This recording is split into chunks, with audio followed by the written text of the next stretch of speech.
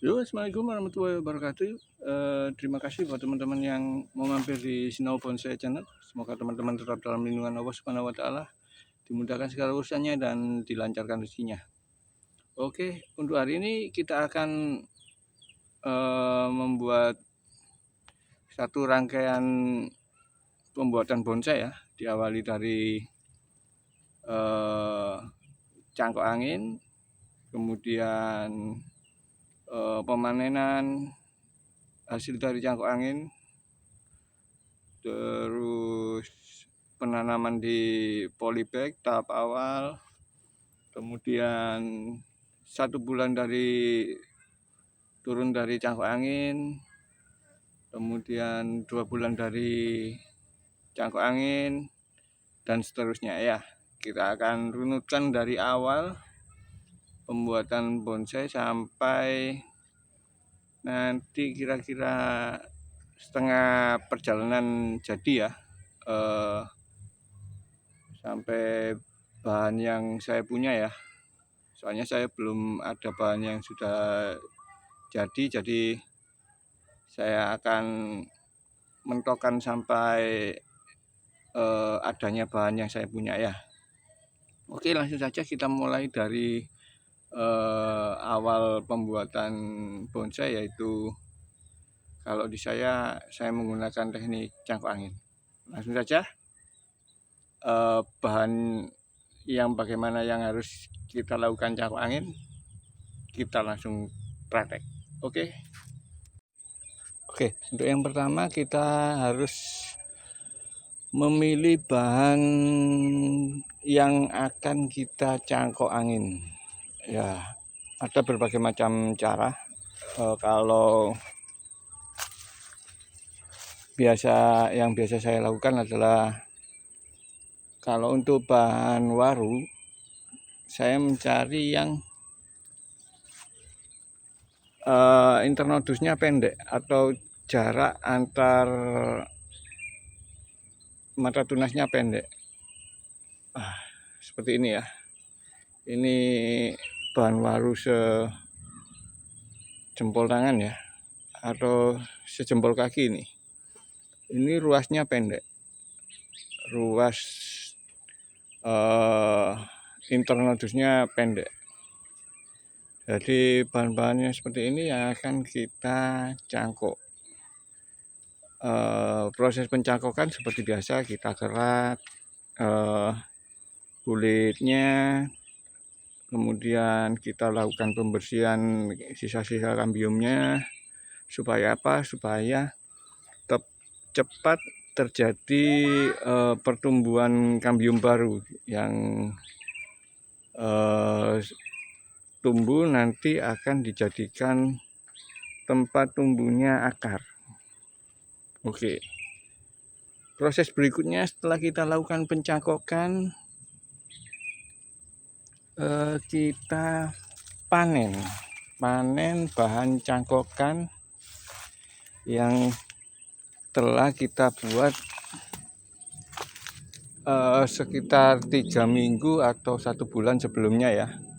Bahan mana yang sudah bisa kita panen untuk dijadikan bahan bonsai. Nah, ini saya ada beberapa bahan seperti ini ya. Nah, dari sini bisa dilihat, ini sudah saya lakukan proses cangkok angin sekitar 1 bulan ya, hampir 1 bulan. Di sini dapat kita lihat bahwasanya sudah ada pertumbuhan kambium ya. Sini kambiumnya udah jalan. Kenapa harus kita tunggu sampai kambiumnya sudah jalan, atau kita tunggu sampai kambiumnya seperti ini? Karena sebenarnya pada proses ini sama juga dengan stek ya, tapi kalau untuk stek persentase kehidupannya hanya 50-50 ya, sekitar 50%. Dengan kita menggunakan teknik cangkok angin, persentase kehidupannya jadi meningkat ya. Untuk proses cangkok angin persentase kehidupannya sekitar 80-90% ya. Jadi bahan cangkok angin yang sudah bisa dipanen yang seperti apa, yang seperti ini.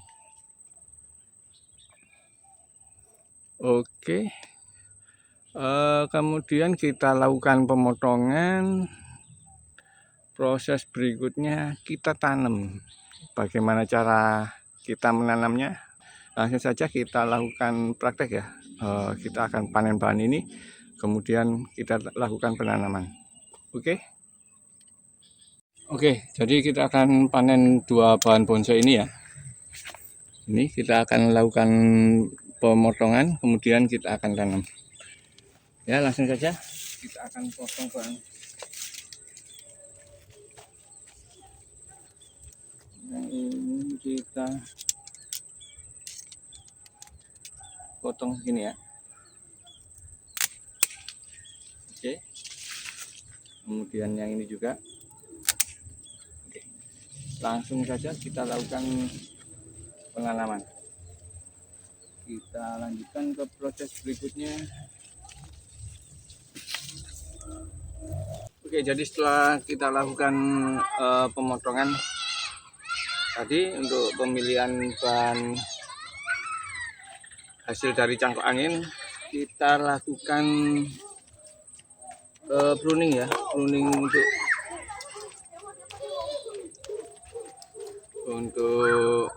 daun-daunnya. Kita lakukan pruning untuk daun-daunnya supaya apa? Supaya mengurangi penguapan ya. Karena bahan ini belum ada akar, cuman bermodal kambium aja ya. Jadi kita kita pruning daunnya supaya menurunkan tingkat penguapan air. Kita akan potong.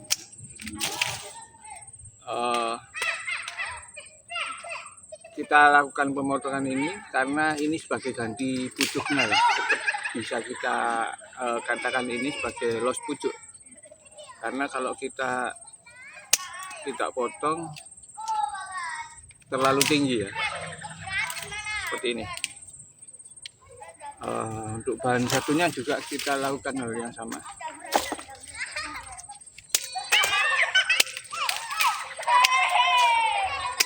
Kita pangkas habis ya, biar mudah kita lakukan pemotongan di sini ya. Ini juga bisa jadi los pucuk. Kenapa bisa saya katakan begitu? Ini nanti di sini akan tumbuh tunas. Sini terlihat ada mata tunas ya. Nanti kita jadikan ini sebagai terusan ya. Jadi tetap saja ini bisa dikatakan los pucuk. Jadi ini nanti yang kita los sebagai los pucuknya ya. Karena dengan kita menggunakan bahan yang sudah terpotong seperti ini, kita tidak perlu menggunakan penyangga lagi ya. Karena kalau bahannya terlalu tinggi kan kita perlu menggunakan penyangga sebagai tahanan agar pertumbuhan akarnya tidak terganggu ya. Oke. Setelah 2 bahan ini kita lakukan pruning, maaf yang ini belum. Ini daun-daunnya kita sisakan ujungnya saja ya. Untuk daunnya.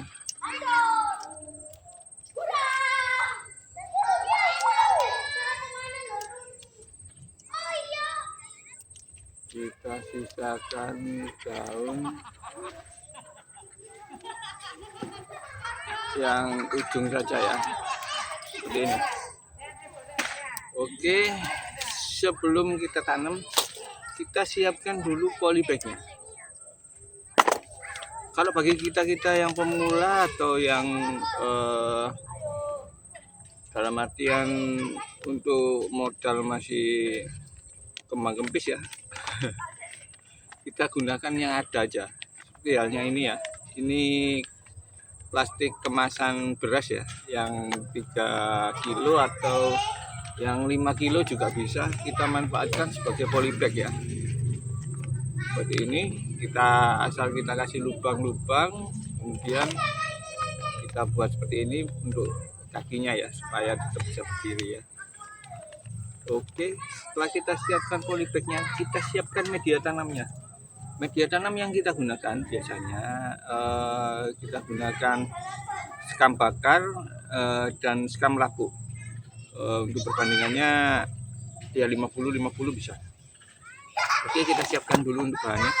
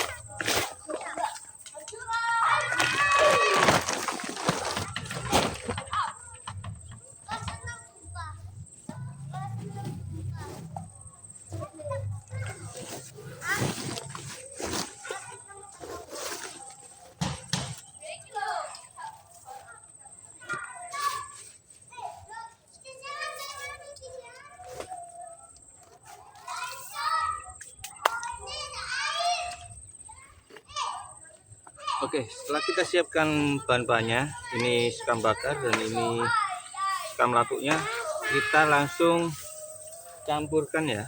Kita campurkan seperti ini. Kenapa saya menggunakan media sekam bakar dan sekam lapuk saja? Karena media ini yang mudah saya dapatkan ya.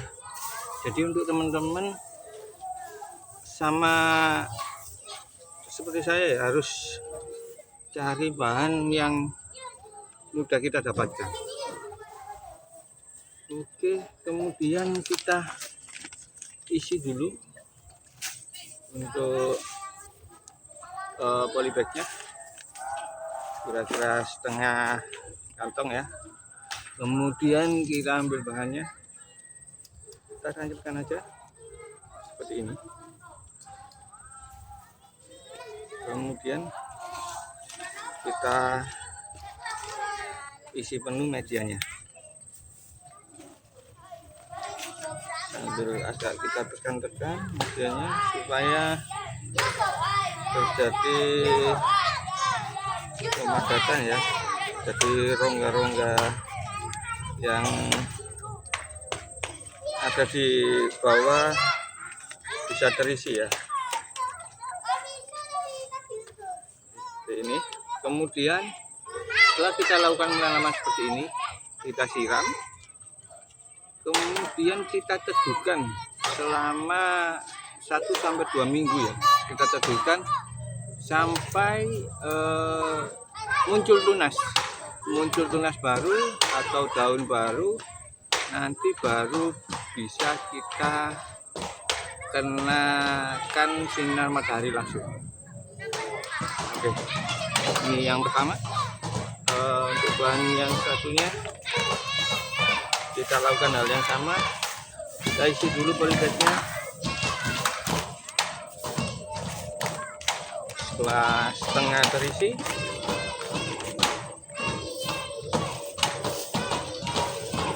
kita ambil bahannya, kemudian kita tekan, terus kita isi lagi, ambil sesekali kita tekan-tekan supaya rongga-rongga yang di bawah terisi dengan media ya.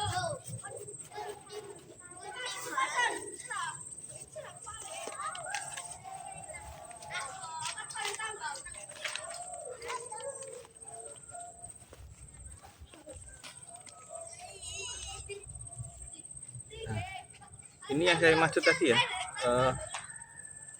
kalau bahan kita goyang, ini akan menghambat pertumbuhan akar ya, karena akar yang akan tumbuh karena adanya getaran nanti dia tidak akan jadi tumbuh ya. Jadi kalau menurut saya, kalau kita tidak menggunakan penyangga atau kayu penahan ya, kita gunakan bahan yang pendek-pendek saja. Jadi sekitaran sini udah mending nih. Kalaupun tertiup angin juga nggak sampai goyang-goyang ya. Ini juga, ini kita potong saja. Berarti nggak los pucuk dong mas, tetap bisa kita katakan los pucuk ini nanti kalau adanya pertumbuhan tunas di titik ini ya. Kemudian tunas yang tumbuh nanti kita los terus, itu tetap akan jadinya seperti los pucuk ya. Jadi begitu. Setelah kita